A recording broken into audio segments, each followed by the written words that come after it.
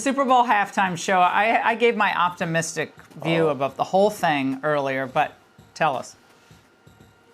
Well, look, aside from, They Not Like Us and A Minor, it was hard to make out what was actually being said. Kendrick Lamar's 12 minutes of rap was basically a musical grudge match, Laura, on the biggest stage in America. And most people don't care that Lamar doesn't like Drake or that his exes, Serena Williams and SZA, showed up to troll Drake. The music itself is not broad enough or well known enough to reach generations. Look, we know Fox News hates hip-hop music, right? For me, it was a mass appeal. A full-on Trump rally for the halftime show. Morgan Wallen or Zach Bryan plays his 2 or 3 songs. Trump comes out with an executive desk, signs 5 executive orders, and Shane Gillis takes us out with a 5-minute set. Best halftime show ever. And thus they despise Kendrick Lamar's Super Bowl performance. Dana, I want to talk about the halftime show.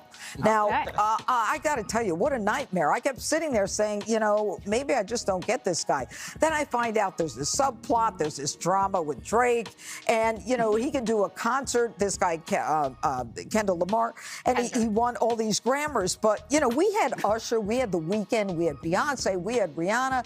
I mean, we had performers. I don't know what the hell this guy was doing, but I didn't get it. Many on TikTok did their own breakdowns and gave their 2 cents. The revolution about to be televised. You picked the right time, but the wrong guy. It says everybody must be judged, but this God only favoring us. Also, you would not get the picture if I had to sit you for hours in front of the Louvre. If you don't know what the Louvre is, it is the most famous museum ever. For him to say that he could sit you in front of the Louvre for hours and you still wouldn't get it, is really speaking to the people who didn't get this performance. Honestly, he already knew before this performance that this is gonna go over a lot of y'all heads. Starting with Samuel L. Jackson, who represents and exemplifies Uncle Sam, who is the embodiment of America. Uncle Sam does not exemplify black people. Obviously, historically, he never has. So putting Samuel L. Jackson, who is a black cultural icon, in that role is multi-layered for that purpose. This whole performance is Kendrick Lamar playing a video game.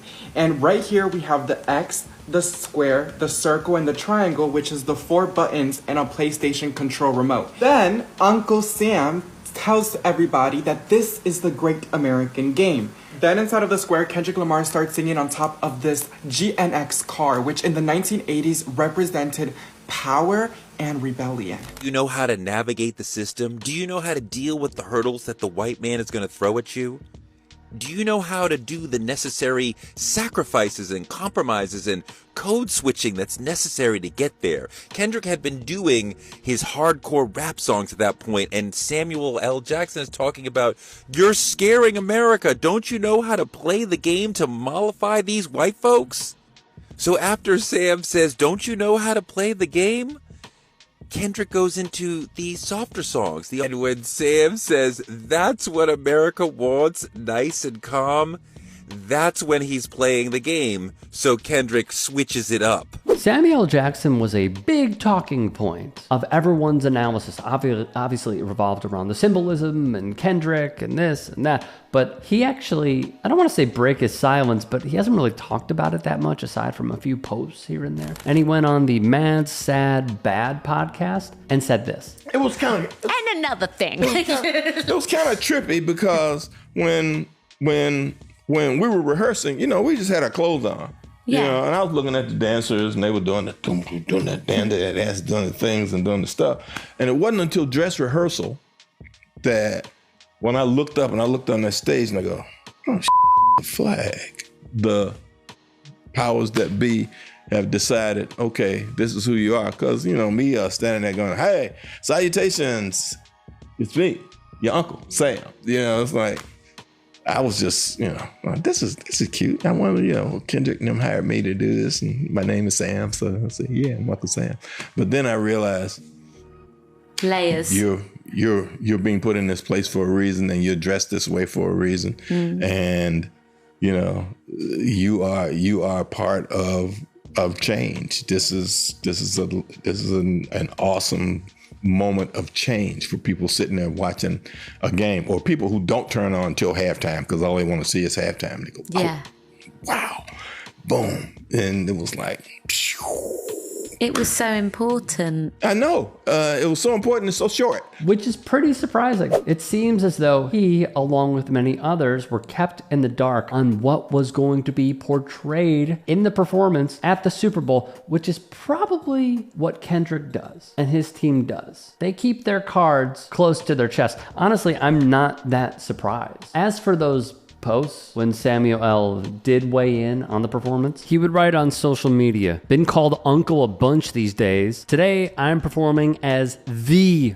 uncle." The post included 3 photos of him dressed as Uncle Sam, with one of those photos having a caption that said, "Super Bowl with a superstar." He would also state this in that same interview, which I love. We're supposed to be in service to, each other out here. We're supposed to do things that enhance the life or the world, that creates change. That's a positive version of change. And I was raised in that, knowing that was a group of people who wanted me to be a certain way and wanted me to stay in a certain place in my life, and don't engage with me in any way other than me telling you what to do or what not to do.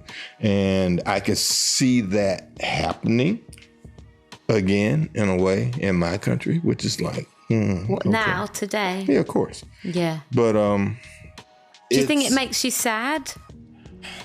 In a way, but it's just bad for the world. It's bad for humanity in that way. I mean, it doesn't serve humanity. There's enough of that stuff going on in the world, in other places, and we're not making it a better place by doing what it is we're doing.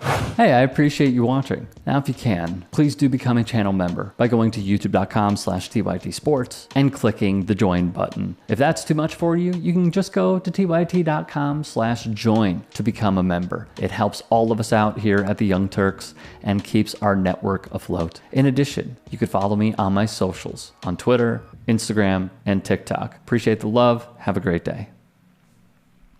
Calling out elite people in comedy should be the rule of thumb. I think Donald Trump's hair is actually another creature. Yeah. The hair's like going, "Good night, Donald. Good night, Donald. Here we go."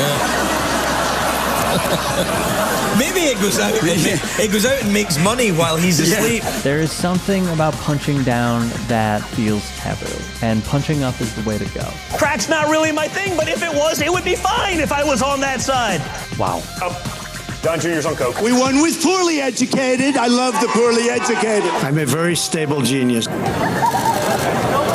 It is very important, the work that the Jordan Kleppers are doing, the work that the Good Liars are doing, the work that our team here at the Turks are doing, and many more. Used to see these tackles, now they tackle. Oh, head-on-head collision, bing, flag.